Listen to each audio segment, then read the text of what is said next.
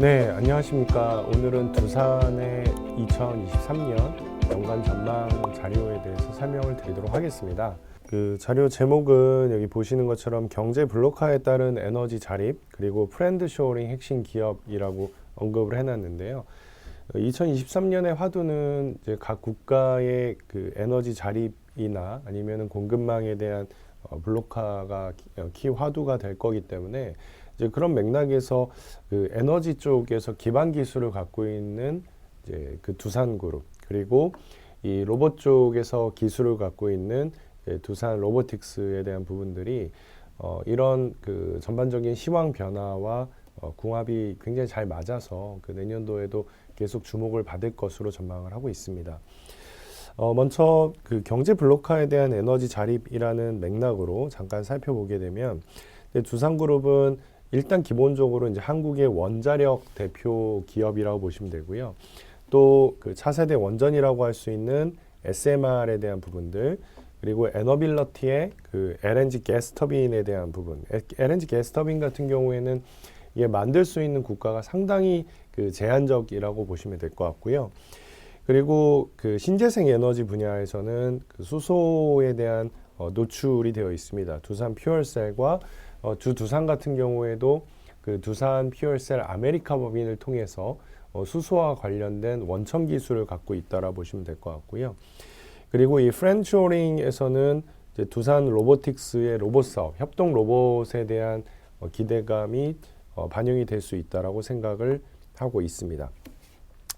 그 전반적으로 보면은 이제 그 러시아에 대한 이제 경제 제재 분위기가 있죠. 그래서 이 러시아 같은 경우에는 이제 러시아 로스아톰이라는 회사가 원전 쪽에서는 가장 강한 경쟁자로 보시면 될 것 같은데 이 회사에 대한 좀 글로벌적인 선진국 쪽에서의 제재가 있다 보니까 이제 상대적으로 이제 한국 기업들의 이제 글로벌 원전 수출에 대한 기대감이 높아질 수 있다라고 생각을 하고 있고요. 실제로 그 여기 보시는 것처럼 이제 에너빌러티 같은 경우에는 지난 11월 10일에 그 이집트의 엘다바 원전과 관련된 건설 공사 계약을 체결을 했고 이외에도 그 체코나 폴란드, 사우디아라비아 쪽의 원전 수주에도 뛰어든 상황인데 여기에서 가시적인 성과를 낸다라고 하면은 이제 원전 쪽에서는 확실한 그 자리매김을 할 수 있을 것으로 전망을 하고 있습니다. 내년도에도 실적은 고성장을 한다라고 전망을 하는데요. 일단은 이제 요거는 두산 그 자체적인 이야기입니다. 이 두산의 전자비지 사업부 중에서도 이 패키지나 네트워크 분야에서 계속적으로 고부가 가치 제품 비중 확대가 나타날 것으로 전망을 하고 있습니다. 그 내년도에 전반적으로 경기에 대한 우려가 있죠. 특히 IT 같은 경우에는 경기를 많이 타기 때문에 상대적으로 그 내년에 IT 기업들에 대한 전망이 상당히 어두운 상황인데 반면 이제 이 두산의 전자비지 같은 경우에는 그 내년도에도 5% 이상의 매출 성장을 달성을 할 것으로 전망을 하고 있고요. 특히나 뭐 인건비나 원자재 쪽, 특히 물류비 쪽에서도 계속 압박은 있습니다만은 이제 영업이익률 자체는 11에서 12%대를 유지를 할 것으로 전망을 하고 있습니다. 그 또한 이제 두산 로보틱스 쪽을 보게 되면요. 이제 로보틱스 같은 경우에는 올해 같은 경우에 글로벌 협동 로봇 시장에서 대략 점유율 10% 수준을 달성을 했습니다. 그 전반적으로면은 협동 로봇 시장의 성장성은 굉장히 뛰어났었는데요. 이제 유럽 같은 경우에는 아무래도 그 우크라이나 전쟁에 대한 여파가 있기 때문에 그 내년도에 성장률이 다소 떨어질 것으로 전망을 하지만 북미 같은 경우에는 이 프렌쇼어링 이슈가 있기 때문에 수출 호조에 대한 기대감이 있다라고 생각을 하고 있고요. 그래서 내년도에 매출 성장률을 대략 30에서 40% 수준 달성을 할 것으로 전망을 하고 있고 특히나 이제 내년도에는 단순히 성장만 하는 게 아니라 수익성 측면에서도 이제까지 계속 적자를 내다가 이제 내년도 같은 경우에는 손익분기를 달성을 하면서 이제 드디어 흑자 전환을 할 것으로 전망을 하고 있습니다.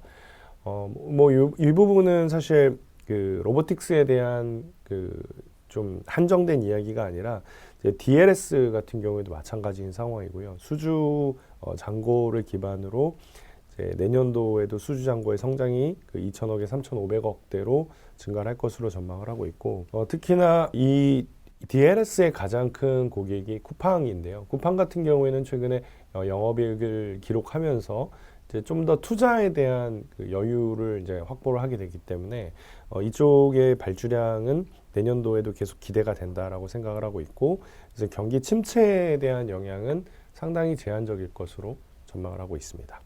이제 이 회사가 굉장히 안정적인 재무 구조를 갖고 있다라고 이렇게 하이라이트를 했는데요. 이제 코로나가 터졌었을 때 이제 두산그룹은 산업은행에 SOS를 칠 정도로 상당히 재무적으로 불안전한 상태였었습니다. 하지만 이제 작년도를 기준으로 채권단 관리를 졸업을 했고, 최근에 꾸준한 구조조정 노력과 그리고 유상증자에 성공을 하면서 두산을 필두로 해서 이제 두산의 모든 계열사들은 상당한 재무 안정성을 갖추게 됐고요. 뭐 특히 두산 같은 경우에는 지난 여름에 두산 에너빌리티에 대한 지분을 매각을 하면서 별도 기준으로 상당히 그 부채 비율을 낮추는 데 성공을 했습니다. 그래서 여기 보시는 것처럼 이 두산의 별도 기준의 부채 비율은 65.3%까지 지금 낮아져 있기 때문에 이거는 단순하게 재무 안정성이 좋다라는 걸로 그치는 게 아니라 이렇게 안정화된 재무 구조를 바탕으로 앞으로 두산의 좀 새로운 성장 스토리가 이제 새롭게 쓰여질 수도 있다. 이 캐피탈 알로케이션이 또 어떻게 이루어질지에 대한 부분들도 상당히 흥미롭게 관찰할 수 있는 요소가 된다라고 생각을 합니다. 이제 그룹 내에서도 어쨌든 간에 전자비지 사업부 같은 경우에는 독보적인 성과를 내고 있고요.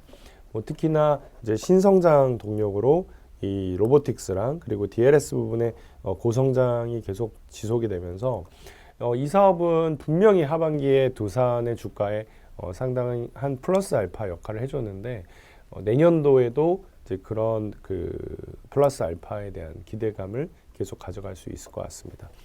게다가 여전히 그 지주업종 내에서는 이제 주 두산 같은 경우에는 가장 저평가되어 있는 상황입니다.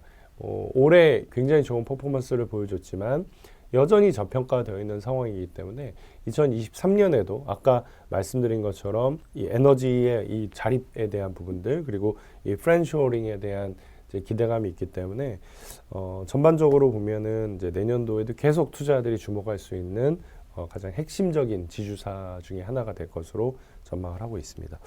목표 주가는 18만 원을 유지를 하고 있습니다. 내년도에도 가장 좋은 퍼포먼스를 보여줄 것으로 기대합니다. 지금까지 두산의 2023년 전망에 대해서 간단하게 설명을 드렸습니다. 경청을 해주셔서 감사합니다.